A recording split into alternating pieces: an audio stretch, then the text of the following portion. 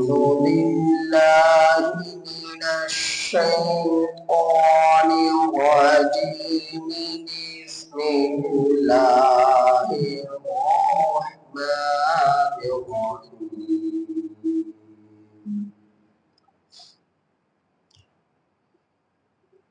ليس على الأعمى حرج ولا على الأعرج حرج ولا على الأعرج حرج ولا على المريض حرج ولا على أنفسكم ولا على أنفسكم أن تأكلوا من بيوتكم أو بيوت آبائكم أو بيوت أمهاتكم أو بيوت أمهاتكم أو بيوت إخوانكم أو بيوت أخواتكم أو بيوت أعمامكم أو بيوت عماتكم أو بيوت أخوالكم أو بيوت خالاتكم أو ما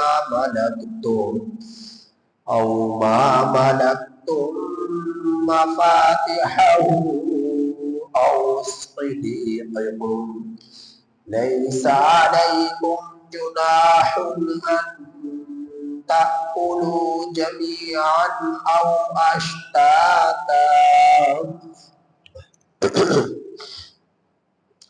فإذا دخلتم بيوتا فسلموا على أنفسكم تحية من عند الله مباركة طيبة كذلك يبين الله لكم الآيات لعلكم تعقلون.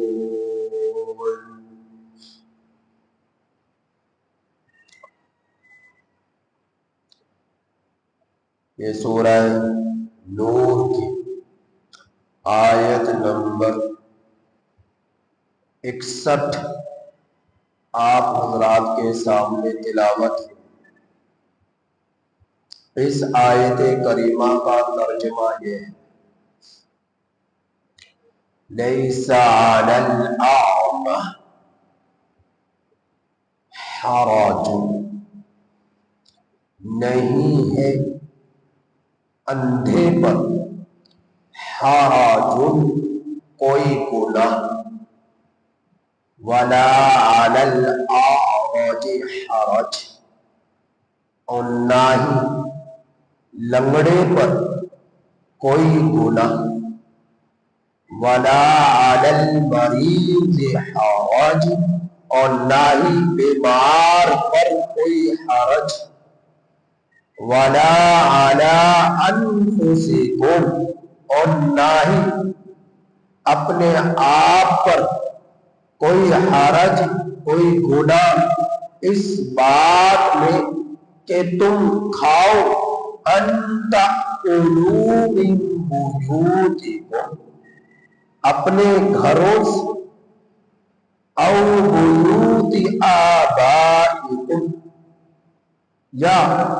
اپنے باپ داداؤں کے گھروں سے، او بیوت امہاتکم، یا اپنی ماؤں کے گھروں سے، او بیوت اخوانکم، یا اپنے بھائیوں کے گھروں سے، او بیوت اخواتکم، یا اپنی بہنوں کے گھروں سے، او بیوت اعمامکم، یا اپنے چچاؤں کے گھروں سے، او بیوت عماتکم، یا اپنی پھوپھیوں کے گھروں سے، او بیوت اخوالکم یا اپنے ماموں کے گھروں سے، او بیوت خالاتکم یا اپنی خالاؤں کے گھروں سے، او ما ملکتم مفاتحہ یا وہ جن کے تم مالک ہو، یا وہ کہ تمہارے مالک ہے کنجیوں کے، یا وہ کہ جو تمہاری کنجیوں چابیوں کے مالک ہیں، او صدیقکم یا اپنے دوستوں کے گھروں سے، لیس علیکم جناح نہیں ہے تم پر کوئی گناہ، ان تأکلوا جمیعا یہ کہ تم کھاؤ اکٹھے، او اشتاتا یا الگ الگ، فَإِذَا دَخَلْتُ پھر جس وقت تم داخل ہو، بیوتن گھروں میں، فَسَلِّمُوا تو سلام کرو، عَلَىٰ أَنفُسِكُمْ اپنے آپ پر، سلام پیش کرو اپنی جانوں پر، تحیّۃ من عند اللہ دعائے خیر ہے اللہ کی طرف سے، مبارکۃ برکت والا، طیبہ کلمہ ہے، کذالک یبین اللہ اسی طرح اللہ بیان کرتا ہے، لَکُمُ الْآیَاتِ تمہارے لیے آیتیں، لَعَلَّکُمْ تَعْقِلُونَ تاکہ تم سمجھ جاؤ۔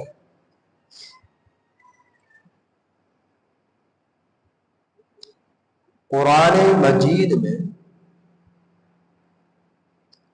جو بڑی آیات ہیں، ان بڑی آیات میں سے ایک بڑی آیت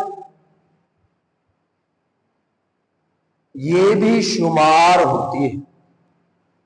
قرآن مجید میں جو بڑی آیات کریمہ ہیں، ان بڑی آیات کریمہ میں اس آیت کریمہ کا بھی شمار ہوتا ہے۔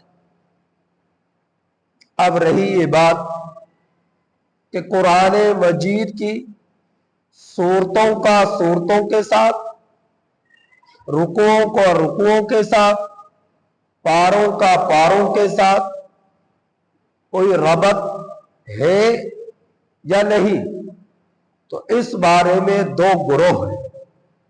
ایک گروہ مفسرین کا یہ کہتا ہے کہ قرآن پاک کی سورتوں کا سورتوں کے ساتھ، رکوعوں کا رکوعوں کے ساتھ، پاروں کا پاروں کے ساتھ کوئی ربط نہیں ہے۔ وہ ایسے کہ بعض جو شاہی حکم ہوتا ہے،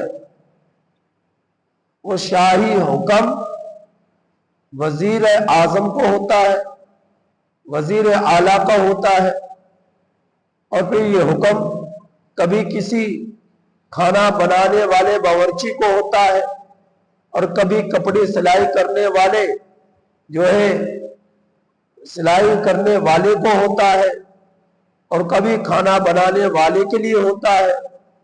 یعنی مختلف کاموں کے لیے مختلف لوگوں کو حکم دیا جاتا ہے، تو جس کے جو کام ہو سکتا ہے اس کو اسی جیسا حکم دیا جاتا ہے، تو آپس میں اس سے اعتبار سے ربط کا کوئی تعلق نہیں ہوتا۔ تو اللہ جل جلالہ نے کہ جس بارے میں جو فرمانا مقصود ہوا وہ احکامات لازم فرما دیے رکوعوں میں، سورتوں میں، تو اس اعتبار سے جو شاہی حکم یعنی اللہ سے بڑھ کر کائنات میں کوئی بڑا بادشاہ نہیں ہے، سارے جہانوں میں، تو اللہ نے جس صورت میں جو چاہا وہ بیان فرما دیا۔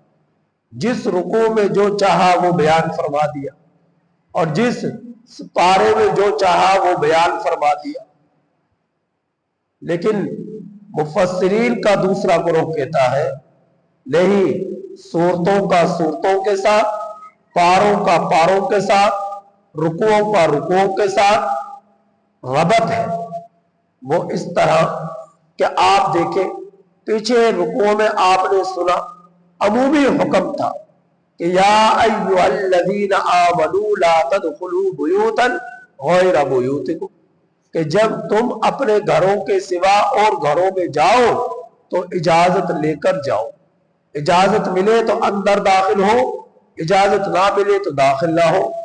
अब पिछली आयत करीमा में आपने कल के सबक में सुना कि नाबालिग, परसों के सबक में सुना कि नाबालिग जो बच्चे थे उनके लिए हुक्म था कि वालिदैन के लिए हुक्म था कि अपने बच्चों की इस तरह तरबियत करें, उन्हें समझाएं कि भाई फजर की नमाज के 3 औकात ऐसे हैं जिनमें फजर की नमाज से पहले का वक्त, दोपहर का वक्त और इशा की नमाज के बाद का वक्त, कि ये औकात ऐसे हैं कि नाबालिग बच्चे भी दरवाजे पर दस्तक दे, इजाजत अंदर से मिले तो वो दाखिल हो, वगरना वो दाखिल ना हो। वालिदैन के लिए हुक्म दिया गया कि बचपन से ही अपने बच्चों की इस तरह तरबियत करो कि नाबालिग बच्चे भी इन 3 औकात में 24 घंटों में इजाजत के साथ दाखिल हो। फिर कल के सबक में यह बयान हुआ कि नाबालिग बच्चों के अलावा जो बड़े बच्चे हैं जो बलूगत को पहुंच जाते हैं वो तो किसी भी वक्त जो मखसूस कमरों में, बेडरूमों में दाखिल हो तो वो इजाजत के साथ दाखिल हो, इजाजत के बगैर दाखिल ना हो।